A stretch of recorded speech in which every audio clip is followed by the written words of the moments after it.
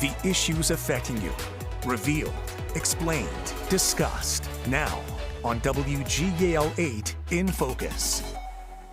Hello, I'm Susan Shapiro. Tourism is big business in the Susquehanna Valley. Visitors come from many surrounding states and beyond to the area to take in the beauty, culture, and history. Places like the Gettysburg Battlefield, Mount Gretna in Lebanon County, and the Sight and Sound Theater in Lancaster County are big draws. Tonight, we take a look at what's new to see and do as we put the summer tourism season in focus.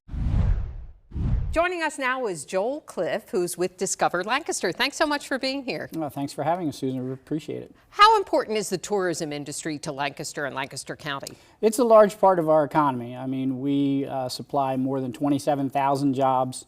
It's $3.2 billion in total economic impact every year and getting about 10 million visitors. So it's a large part of the economy here in Lancaster County. Is that just a seasonal thing, or has it gotten more year-round? We're close to year-round. January and February a little bit slower, but from March all the way through the holidays, we really do draw a lot of folks. Obviously, summer is still our peak, and fall is a good time for us. But we really are, we're close to year-round, if not fully. Obviously, Lancaster County's always been big for people to come and see the Amish and experience Pennsylvania Dutch culture. Have you tried to expand that, and how has that worked? Yes, we definitely have. Really, over the last 10 years, since we changed our name to Discover Lancaster, we've worked on broadening the brand. The Amish culture and Pennsylvania Dutch dining and things that people have known us for are still very important, and we don't want to leave that behind. We just want to give people 6 or 8 or 10 reasons to come here rather than the 2 or 3 that they've always known us. So we've been really, roping in more about our foodie scene, the wines and breweries, outdoor recreation, lots of family fun. So additional things for folks to come back many times through their lives. I was going to say that's the trick to get people to return, isn't it? Yes, indeed. And so we're fortunate that we have lots of different reasons, I think, that attract folks nowadays, particularly at different times in their life, as well as new things that are, coming online each year. We're fortunate that we have a tourism industry that really invests in itself. I guess you always have to come up with new ideas. Yes, we certainly always want to be on the cutting edge of things when it comes to marketing and public relations and our sales team. So we've been doing all sorts of mobile-based trails that have really been popular over the last couple of years on ice cream and wines and breweries, things like that. We've got some new ones that are planned in the works this coming year. We also have something called Lancaster County Video TV, which runs on Fire and Roku, Amazon, a number of ones. It's about an hour long and has different elements of what's new here in in Lancaster County, as well as some tried and true ones. So different ways to sort of get all that we have to offer out to people. What kinds of new things for this season, would you say? Yeah, well, I was recently at the debut of Daniel at Sight and Sound Theaters. Tremendous show. They continually outdo themselves, so that'll be a real big driver for folks this year. We have the U.S. Women's Open coming later this year. They're coming back in less than 10 years. They were here in 2015, record-setting crowds back then, so we're hoping that we'll break our own records. That's really exciting for folks. We're looking forward to Hershey Farm Resort coming back online after their fire from last year. That's always really a big thing for folks. They love it. It's a place that we've all grown up with, and so we're excited for them to come back online. We got some great anniversaries this year.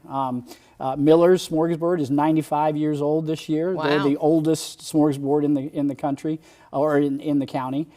Kitchen Kettle Village is 70 years old, and Refreshing Mountain and Adventure Center up in Stevens is 40 years old. So lots of anniversaries to celebrate this year as well. Oh, that's a good thing to promote. What are you finding in terms of spending? Are people back to spending maybe what they did pre-COVID? Yes, I mean, in fact, our spending is above 2019 levels at this point. We had we bounced back in 21 pretty quickly and just got above 19. 22 was quite a big year. 23, we don't have final numbers yet, but it was also a solid year. It might end up between 21 and 22. But in terms of visitation, as well as what they're spending, yeah, those numbers have definitely gone up. And that's been fortunate with regard to our tourism businesses as well as the folks that they employ. We keep hearing that people are looking for experiences. Is that what you're finding as well? Yes, yeah, most definitely. I mean, and fortunately, we have a lot of neat things to offer in that regard. There's lots of different types of tours and ways to experience Lancaster County, whether you want to be out by the river and do something, say, on a kayak, out on the Susquehanna, or whether maybe something like unique Lancaster experiences down in the city where you can tour historic areas on e-bike.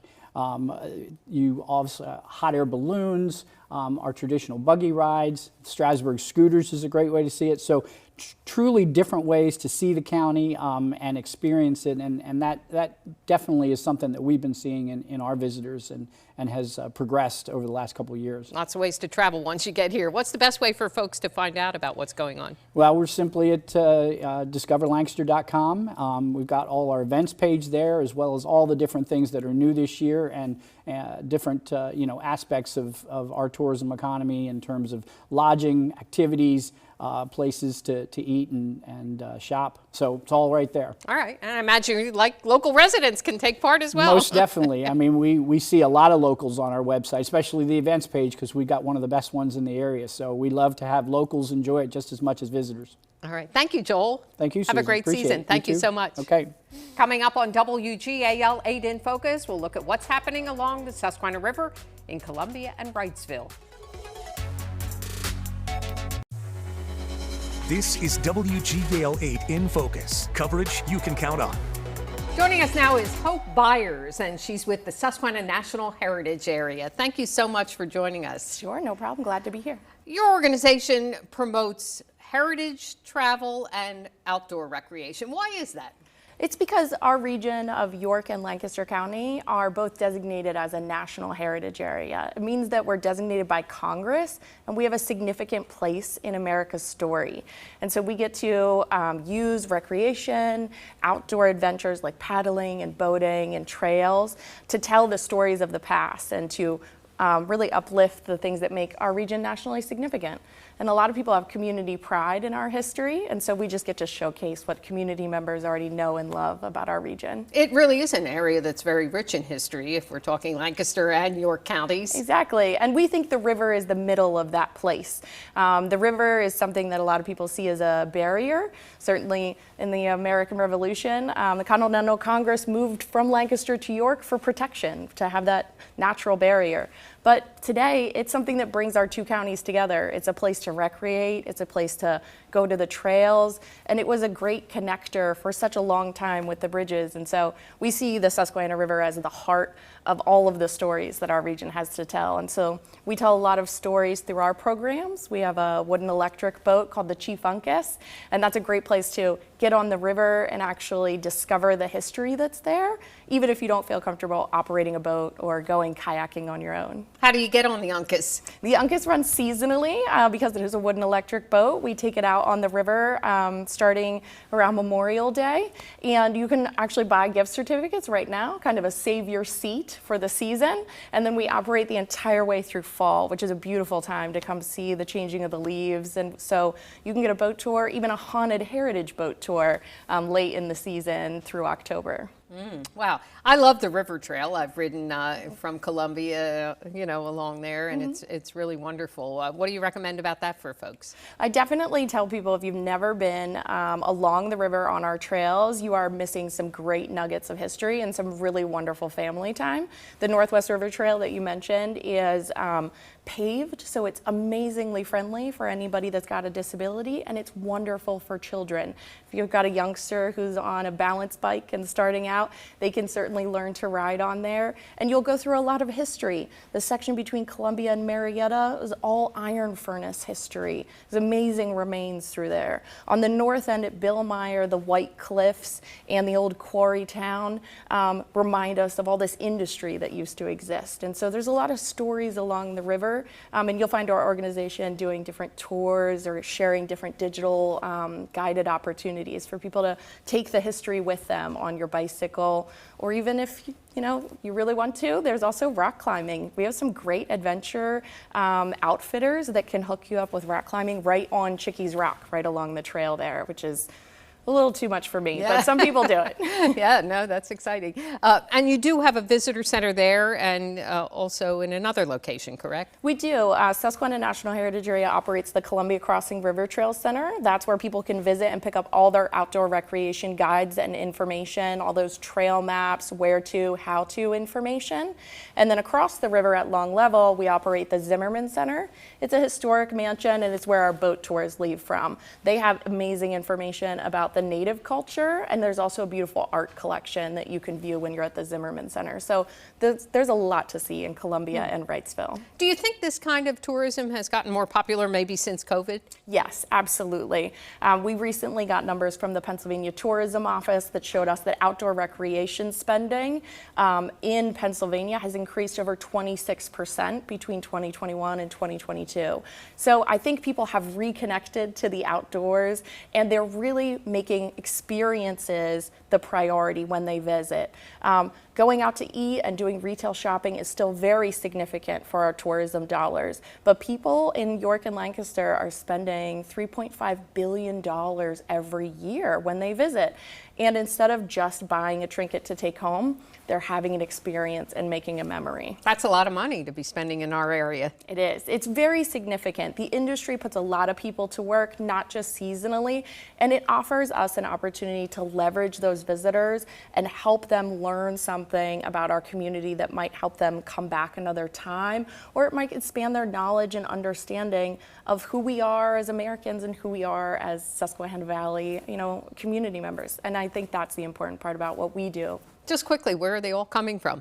It's amazing. We have people from all across the country, but in Pennsylvania, your visitors are about 40% day trips, which means a lot of folks are coming from your local nearby states, New Jersey and Baltimore. We have a lot of people from Maryland and West Virginia who are day tripping, and about 60% of those people are coming from overnight. So we also still have really interesting tour groups visiting us from internationally, and so it's always interesting.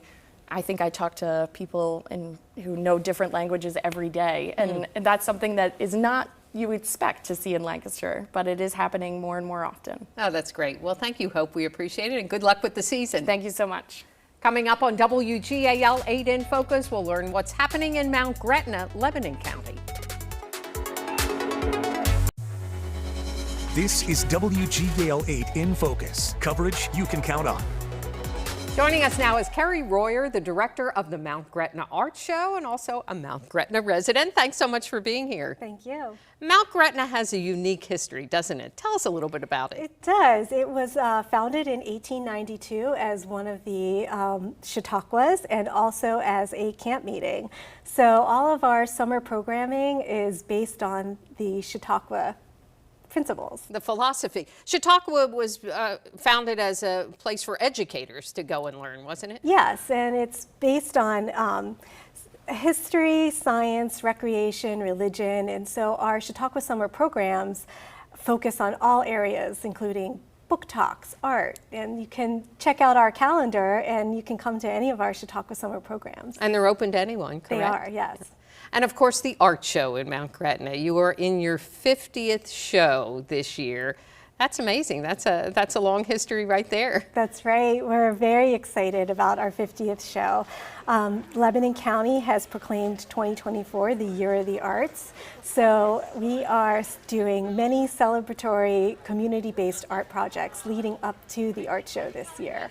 This is a huge art show, and it is juried, isn't it? It is a juried nationwide show. We have 200 artists. We have emerging artists, and we draw from all over the nation, and so we are named one of the 200 best shows nationwide. And all kinds of artists doing all kinds of, working in all kinds of medium? Yes, we have all kinds of medium, but we also have gourmet food and we have musicians. This year we're going to have some special Year of the Arts music programming, bluegrass, jazz, Americana, and we also have a kids show. And it's such a beautiful setting in the woods. Yes, it is. It's lovely, and we say that our show is under the trees of Old Chautauqua. Oh, beautiful. Also, Mount Gretna has a lake that people recreate at. You also have a theater, a lot of things going on in that small place. Oh, absolutely. We have the lake, but this year, a special event with the art show is our International Film Festival. It's our first year, and we are launching that on Sunday, August 18th. Our film festival is in memory and in honor of Michael Evan Ditzler, one of our community members who we lost last year. And so bringing this film festival is really realizing his dream.